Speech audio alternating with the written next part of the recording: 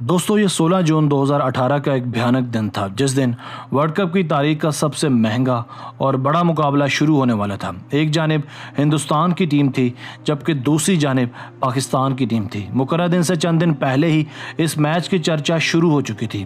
तबसरे, तज्जिए और बातें हर जानिब आम थी। लोगों ने इस दिन अपनी तमाम मसरूफियात को बलाए ताक रखते हुए इस मैच को अपने घरों में बैठकर या फिर मैनचेस्टर के ओल्ड ट्रैफर्ड ग्राउंड में जाकर देखने का फैसला कर लिया था। हत्ता कि प्राइम मिनिस्टर से लेकर पूरी काबीना और ब्यूरोक्रेसी से लेकर पाक आर्मी तक सभी इस मैच में भरपूर दिलचस्पी दिखा रहे थे। मैच से कुछ देर पहले prime minister of Pakistan Imran Khan ने एक ट्वीट के जरिए पाकिस्तान के रेलू कट्टा कप्तान सरफराज को यह मशवरा दिया था कि चाहे पिच जितनी मर्जी सब्ज हो, हर सूरत टॉस जीतने की सूरत में पहले बैटिंग करनी है। और शुएब मलिक, मोहम्मद हफीज़ और दीगर सीनियर प्लेयर्स का नाम लिए बगैर ये कहा था कि इन रेलू कट्टों पर भरोसा करना फ़ायदेमंद नहीं हो सकता। नाज़रीन, ये वही इमरान खान थे जिन्होंने 2 से ज़ायद दहाइयाँ क्रिकेट के मैदानों में गुजार दी, जिसने पाकिस्तान जैसी कमज़ोर टीम को 92 का चैम्पियन बनवाया, जिसे आज दुनिया क्रिकेट लेजेंड और क्रिकेट जीनियस मानती है। मगर वक्त के रेलू कट्टों ने न सिर्फ कप्तान की इस बात को ना मानकर इंडिया से मैच हारा, बल्कि वर्ल्ड कप की दौड़ से भी तकरीबन बाहर हो चुके हैं। सिर्फ यही नहीं, बल्कि उस वक्त ओल्ड ट्रैफर्ड में वसीम अकरम, वकार यूनुस और रमीज राजा से क्रिकेट माइंड्स भी मौजूद थे। बदकिस्मती से इन तीनों लेजेंड्स ने भी पाकिस्तानी स्किपर को पहले बैटिंग करने की तरगीब दी थी, मगर जब सिक्का हवा में उछाला गया तो उसी टाइम कप्तान सरफराज का बुरा वक्त शुरू हो गया था, क्योंकि बदकिस्मती से और गैर मुतवक्के तौर पर स्कोर चेज करने में सबसे कमज़ोर समझी जाने वाली टीम के कप्तान ने पहले बॉलिंग करने का अनोखा और लर्जा खेज फैसला किया और इंडिया जैसी मजबूत बैटिंग साइड को यह दावत दी कि आ बैल मुझे मार। नाजरीन, इंडिया के 336 के जवाब में जब पाकिस्तान की टीम बैटिंग करने आई तो वही हुआ जिसका कप्तान इमरान खान को डर था। विकेट्स रेत की तरह सिरकने लगी। पाकिस्तान का स्कोर जब 165 हुआ तो कप्तान सरफराज की 6ठी विकेट गिरी। बोझल और शिकस्ता हाल कदमों के साथ जब सरफराज ड्रेसिंग रूम में पहुंचे तो अपने जज्बात पर काबू न रख सके और चीखते चिंगारते टीम में ग्रुपिंग और धड़ेबंदियों का रोना रोने लगे और कहने लगे कि मैं बाखूबी जानता हूं कि मेरे खिलाफ धड़ेबंदियां की जा रही हैं, और 3 प्लेयर्स का नाम लेकर इन पर ग्रुपिंग का इल्ज़ाम भी लगा दिया। वो 3 प्लेयर्स थे इमाद वसीम, इमामुल हक और वहाब रियाज। एक तरफ इंडिया से हार का दुख, जबकि दूसरी जानिब टीम में ग्रुपिंग की खबरें। ये सब चीज़ें किसी भी कौम परस्त का दिल दहला देने के लिए काफ़ी होती हैं, क्योंकि दुनिया की कोई भी टीम तब तक किसी मुखालिफ के खिलाफ सुरखरू नहीं हो सकती जब तक इसमें इत्तेहाद और यूनिटी ना हो, और किसी भी मुल्क की कौमी टीम में तो ऐसी चीज़ें ना गवारा हैं और ना ही काबिल कबूल। एक जानिब तारीख की बदतरीन हिकमत अमली और दूसरी जानिब इमरान खान, रमीज राजा, वसीम अकरम और वकार यूनुस जैसे सीनियर प्लेयर्स की नसीहत को पसे पुश डालना, और तीसरी जानिब टीम में धड़ेबंदियों की इतलात। इन सब बातों को सुनकर सब क्रिकेट लवर्स का दिल टूट गया और इन्हें अपने हीरोज से अजीब किस्म की घिन आने लगी। मगर मामला यहीं ख़त्म नहीं हुआ। ये सब चीज़ें तो बहरान पैदा कर ही रही थी कि एक और शर्मनाक स्कैंडल ने भी टीम की जड़ें खोखली कर दी।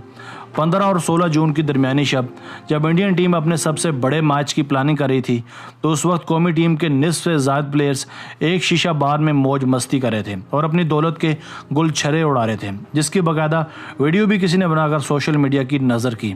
और कहा जाता है कि यह सब क्रिकेटर्स जिन्होंने सुबह अपनी ज़िंदगी का सबसे अहम मैच खेलना था, देख कर लगता ही नहीं था कि इन्हें कल के मैच की कोई टेंशन भी होगी। नाज़रीन, इस वक्त पाकिस्तान की नेशनल क्रिकेट टीम बहरानों और मसाइल में घिर चुकी है। यहाँ सितम ये है कि यह सब उस वक्त हुआ जब एक मुल्क की बागदौड़ एक क्रिकेटर और एक कप्तान के हाथ में है, जिसने कौम से वादा किया था कि वो वज़ीर-ए-आज़म बनकर पाकिस्तान को आलमी चैंपियन बनवाएगा, जिसने वादा किया था कि वो पाकिस्तान की डोमेस्टिक क्रिकेट को बेहतरीन बनाएगा, जिसने वादा किया था कि वो टीम में रेलू कट्टों और पर्ची माफ़ी के बजाय सिर्फ वही लोग खेलेंगे जो वाकई टैलेंटेड हैं, जिसने वादा किया था कि टीम में कभी कोई तनाज़ा जन्म नहीं लेगा। अफसोस, मेरे वज़ीर-ए-आज़म से कोई भी वादा वफा ना हो सका।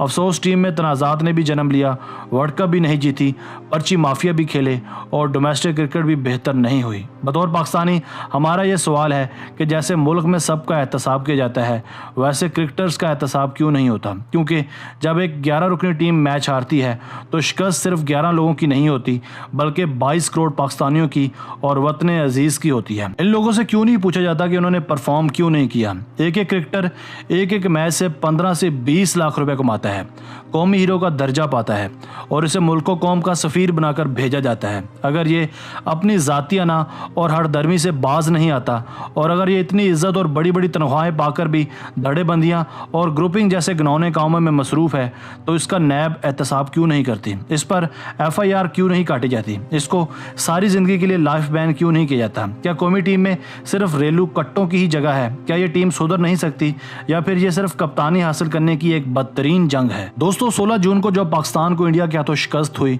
तो ये वर्ल्ड कप मैचेस में पाकिस्तान की लगातार 7वीं शिकस्त और इंडिया की लगातार 7वीं फतह थी। यानी पाकिस्तान एक भी बार जीत नहीं पाई और इंडिया एक भी बार नहीं हारी। कब तक इंडिया के 2-2 टके के रिपोर्टर्स टीवी पर बैठकर हमारी क्रिकेट का मजाक उड़ाते रहेंगे? कब तक हम यूं ही हारते रहेंगे?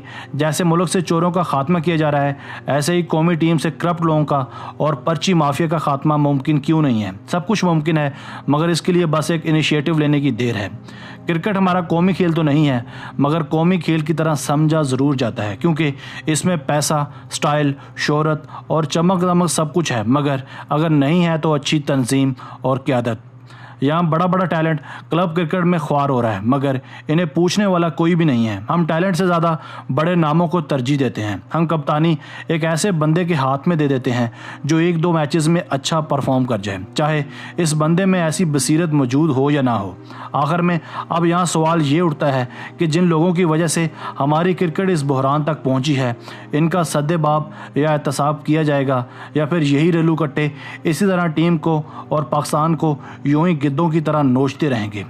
इन मुल्क दुश्मन लोगों के खिलाफ कोई मजबूत फौजदारी कानून क्यों नहीं बनाया जाता? आखिर में अल्लाह ताला से दुआ है कि PM जल्द होश के नाखन लें और इन रेलू कट्टों और फसली बटेरों को घर भिजवाएं और टीम में नए विराट कोहली, संगाकारा, इंजमामुल हक, AB डिविलियर्स, अब्दुल रज़ाक और फ्लैंटोफ खड़े करें। आप यकीन करें पाकिस्तान के कई छोटे कस्बों में बड़ा बड़ा टैलेंट ज़ाया हो रहा है मगर याद रहे कि हीरा ढूंढने के लिए कोयले की कान में उतरना पड़ता है।